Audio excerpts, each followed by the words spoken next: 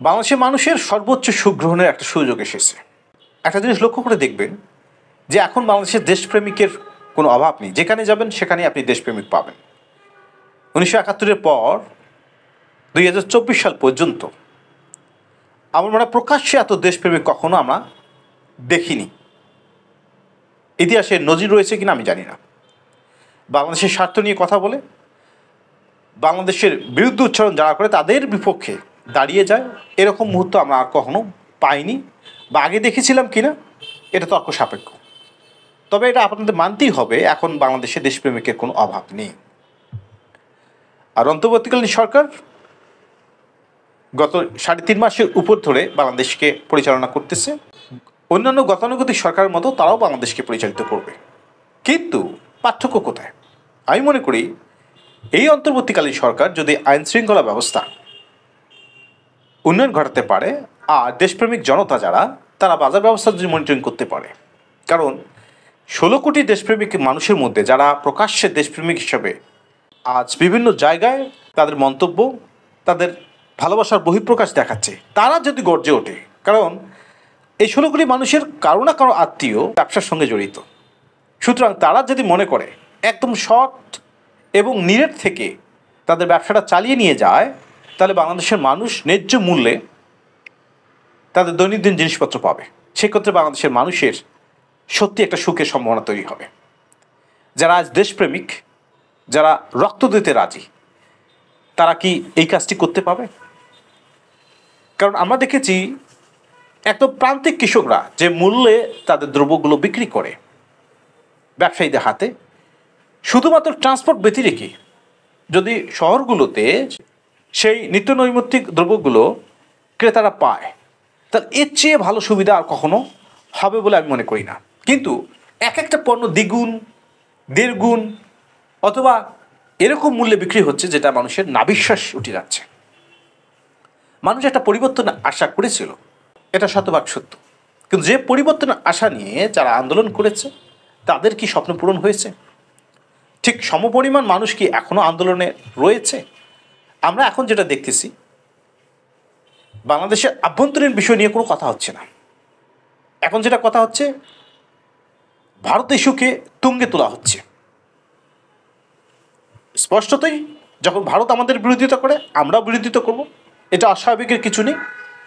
একটা দেশপ্রেমিক মানুষ হিসেবে বাংলাদেশের পক্ষে কথা বলব এবং সবসময় বাংলাদেশ স্বাধীনতার এবং স্বাধিকার হয়েই আমরা কণ্ঠ উচ্চারণ করব। কিন্তু সবচেয়ে দুঃখের বিষয়, যে কাজটি করলে আমার বাংলাদেশের মানুষ, খেটে খাওয়া মানুষরা সুখে থাকবে, আমরা সে কাজটি করতে অনীহাবোধ করতেছি।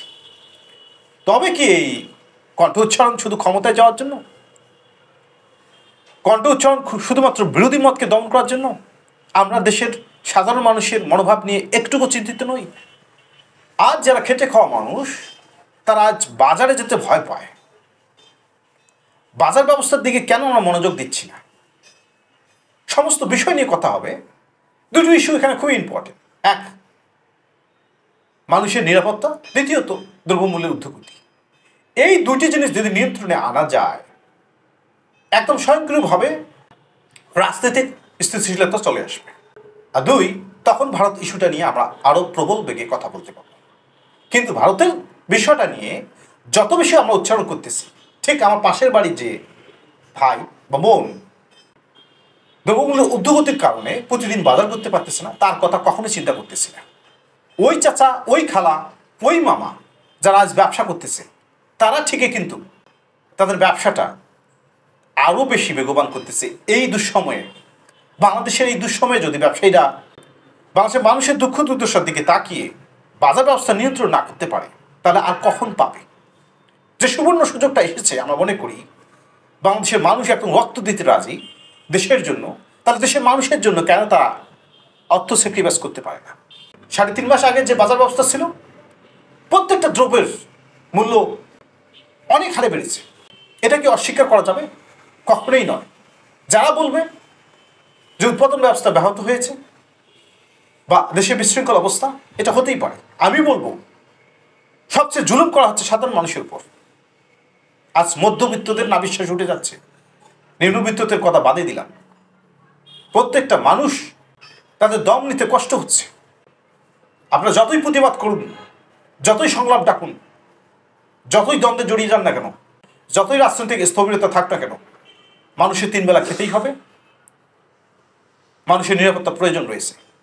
এই দুইটি জিনিসে খুব যদি মনোযোগ না দেয়া হয়, আমি মনে করি নিকট ভবিষ্যতে আমাদের আইন শৃঙ্খলা ব্যবস্থা আরো ভেঙে পড়বে বলে আমি মনে করি। দেশের জনগণকে চাপে রাখা, বিরুদ্ধ মতকে নিপীড়ন করা, এই অস্ত্রকে ব্যবহার করে কখনো দেশের নিয়ন্ত্রণ আনা সম্ভব নয়। আমি মনে করবো যারা দেশপ্রেমিক, সত্যিকার অর্থে দেশপ্রেমিক, তাদের ঝাঁপিয়ে পড়া উচিত বাজার ব্যবস্থা নিয়ন্ত্রণে। আর এই বাজার ব্যবস্থা নিয়ন্ত্রণ হলেই বাংলাদেশের মানুষ 70% সুখ ফিরে পাবে, বাকি 30%কে নিয়েই আমরা বসবাস করব, সেজন্য আমরা প্রস্তুত রয়েছি।